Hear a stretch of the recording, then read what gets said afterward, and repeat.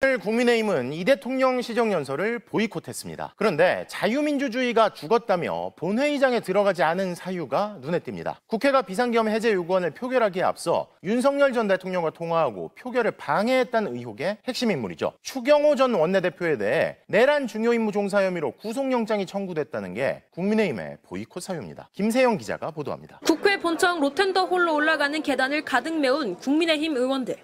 검은 마스크에 검은 넥타이, 그리고 자유민주주의가 죽었다는 의미의 근조 리본과 팻말을 들고 있습니다. 정신으로 국민은 분노한다! 시정연설에 나선 이재명 대통령을 마중 나온 우원식 국회의장을 향해 고성을 지르기도 했습니다. 세탁을 지켜! 국회의장이 왜 마중 올라가 있냐고요? 이 대통령이 국회 본관 안으로 들어오자 막말도 서슴지 않았습니다.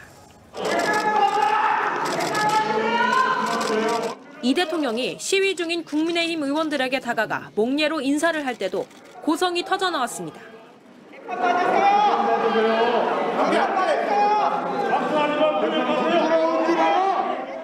이 대통령은 연설에 앞서 국회의장과 대법원장, 국무총리 등과 사전 환담장에서 인사를 나눴지만 국민의힘 장동혁 대표는 끝내 모습을 드러내지 않았습니다.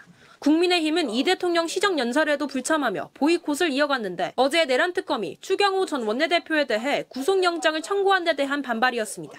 이제 전쟁입니다. 야당을 존중하기는커녕 아예 인정조차 하지 않는다면 야당도 대통령을 집권 여당을 존중할 수가 없습니다. 연설을 시작하기에 앞서 이 대통령은 국민의힘의 불참을 의식한 듯 의원석을 가리키며 짧게 언급했습니다.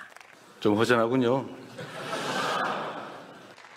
그렇게 22분간 이어진 이 대통령의 연설 내내 대통령 앞 107석은 텅 비어 있었고 내년도 국정 운영을 책임질 예산안을 설명하는 시정연설은 반쪽짜리로 끝났습니다. MBC 뉴스 김세영입니다. 앞서 보신 대로 국민의힘의 오늘 보이콧 사유는 추경호 전 원내대표에 대한 구속영장 청구입니다. 다른 혐의도 아니고 내란 중요임무 종사 혐의 피의자에 대한 영장 청구를 두고 법치주의와 민주주의 부정이라며 반발하고 있는 건데요. 하지만 그 속내는 추 전 원내대표가 처벌받으면 위헌정당 해산으로 이어지고 불이익을 받을까 봐 우려하는 거란 분석이 나옵니다. 공윤선 기자의 보도입니다. 1년 전 윤석열 전 대통령이 시정연설에 불참한 데에 이어 올해 국민의힘마저 이 대통령의 시정연설을 보이콧하자 우원식 국회의장은 쓴소리를 참지 못했습니다. 내년도 국민들의 삶을 우리 국가가 어떻게 책임질지에 대해서 함께 머리를 맞대기 시작하는 날입니다. 그런 점에서 함께 듣지 못하는 것은 매우 유감스럽다. 민주당 역시 지난해 윤 전 대통령에 이어 올해 국민의힘까지 릴레이 보이콧이야말로 국민을 우롱하는 정치쇼라며 직격했습니다. 특히 추경호 전 원내대표에 대한 특검의 구속영장 청구를 명분으로 내세우며 시정연설에 불참한 국민의힘에 대해 법치주의와 민주주의를 정면으로 부정하는 파렴치한 행태라고 지적했습니다. 반면 국민의힘은 추 전 원내대표에 대한 영장 청구야말로 국민의힘을 해산시키려는 전초작업이란 시각으로 계엄 해제 표결을 방해했다는 혐의에 대해서도 강하게 반발하고 있습니다. 국민의힘을 어떻게든 내란 정당으로 몰아서 국민의힘을 없애겠다는 의도 아니겠습니까? 그게 야당을 대하는 태도입니까? 그러나 내란 특검은 계엄 선포 당시 추 전 원내대표가 비상의원총회 장소를 국회에서 당사로, 당사에서 국회로, 다시 당사로 총 3차례 변경한 데다 비상계엄 해제 표결을 앞두고 한동훈 전 국민의힘 대표에게 본회의장에서 내려와 달라고 요청한 것 등을 근거로 영장을 청구했습니다. 계속 원내대표한테 오시라고 부대표단과 함께 오시라고 전화를 했는데 연락을 했는데 안 오셨어요. 그러면서 거꾸로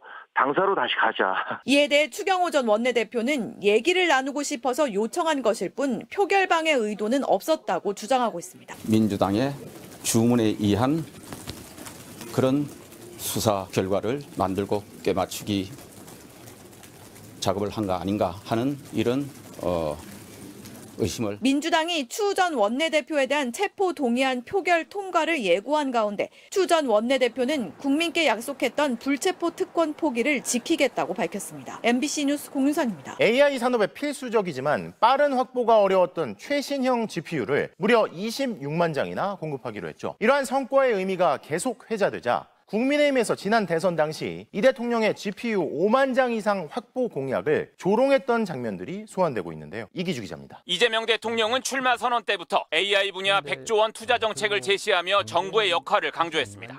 첨단 과학기술에 대한 투자가 중요한 시기가 됐습니다. 근데 문제는 개별 기업들이 감당할 수 없는 상황이 됐어요.